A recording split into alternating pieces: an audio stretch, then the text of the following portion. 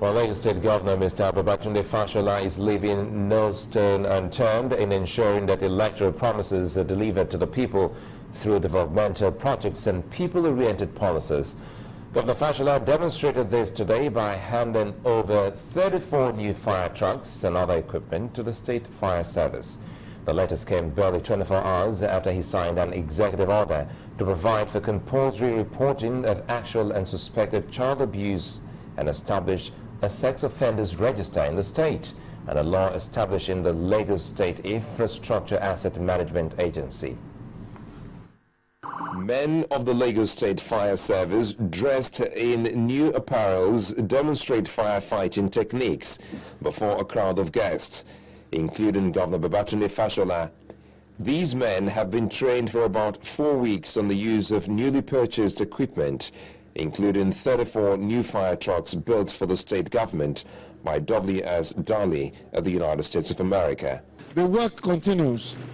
We have to move on to a fire academy that creates training, employability for young men and women who want to develop a career in firefighting.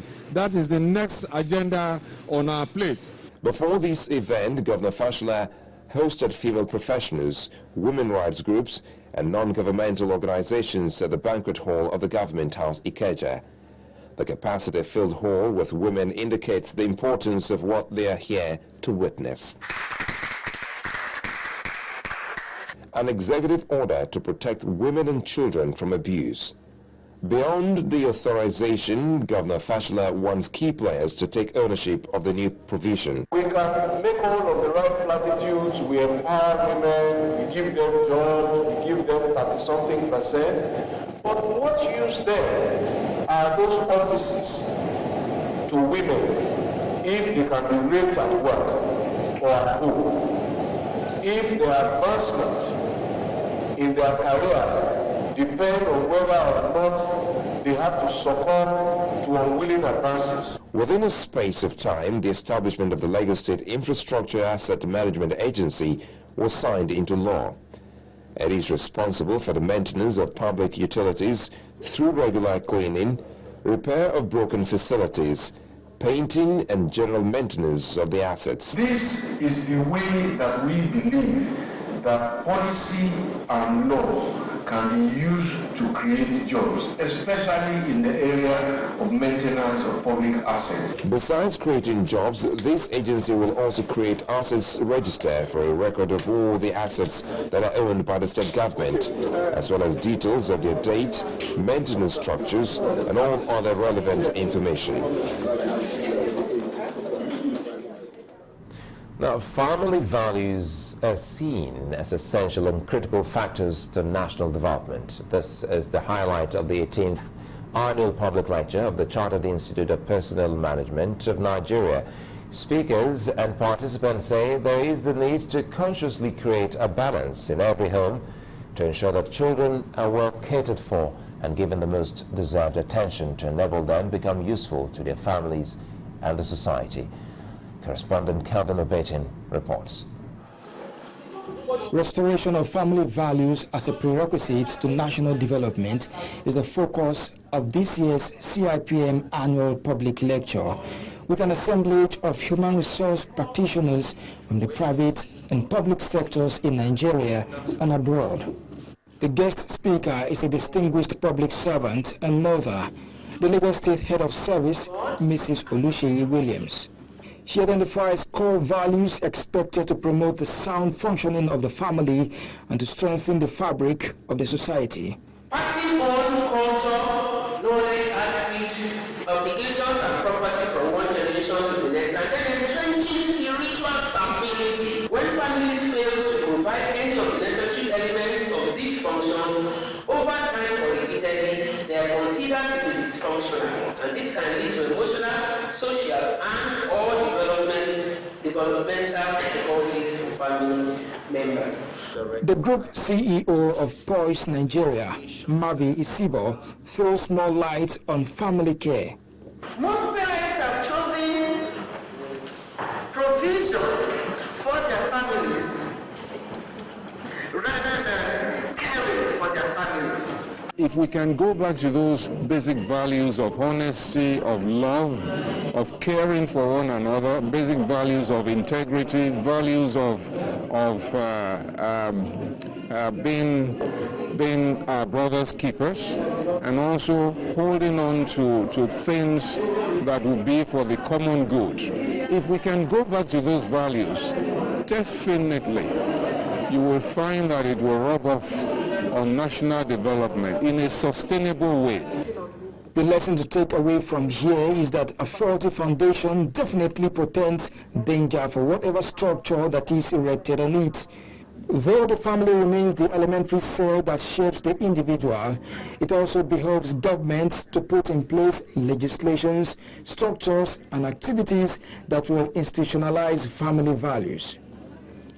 Kelvin Obetin, Channels Television News.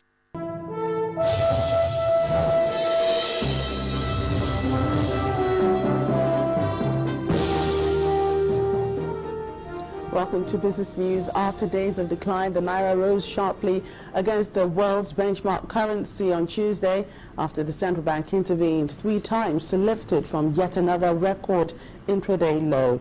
Nigeria's currency closed at 181 against the dollar, up 3.6% from its early session low of 187.55.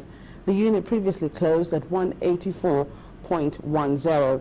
Dealers expect the Naira to strengthen further this week if the CBN continues its intervention and large dollar sales flow in from the Nigerian National Petroleum Corporation.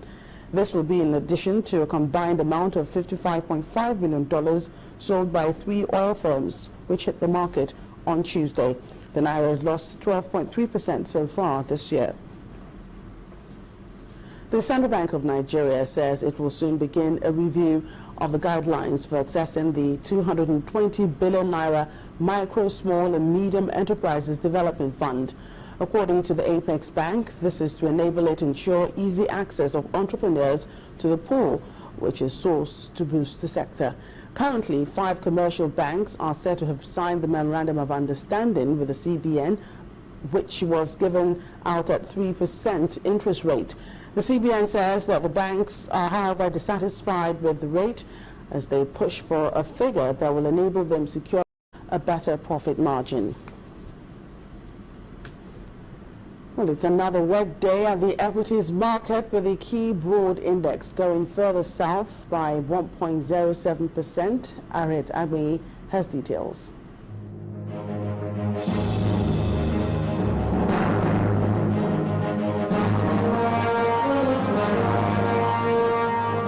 Hello and welcome to the Stock Market Report. Sell-offs across various sectors continued for a second day, resulting in a further drop in the key indicators. The key broad index fell further by 1.07% to 33,550.73, while market capitalization dropped about 17 billion naira to end the session at 11.07 trillion naira. 35 equities recorded price losses, but Nestle was the heaviest loser for the day, as investors shaved almost 42 naira off the equity. It's distantly followed by Forte Oil and Stanbic IBTC Holdings PLC. Now, on the other hand, Seplat Petroleum Development Company, Owando and PZ Cussons were the top 3 prize gainers of the 17 stocks that appreciated. The most actively traded equities were FPN Holdings, Guarantee Trust Bank and UBA PLC. When the closing bell rang, volume and value came in higher at 218.66 million shares and 4.57 billion naira respectively, exchanged in 4,676 deals. Well, those are the day's trading figures. I'm Harriet Agbinyi.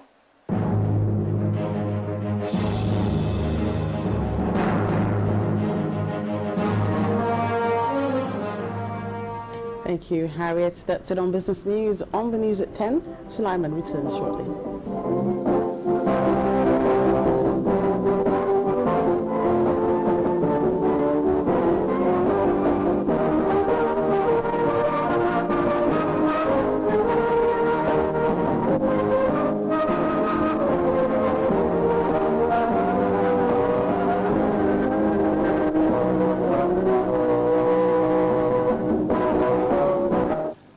Well, still ahead on the News at 10, Brazil legend Pelé has left intensive care as he recovers from a urinary tract infection. That's in sports news. Stay with us.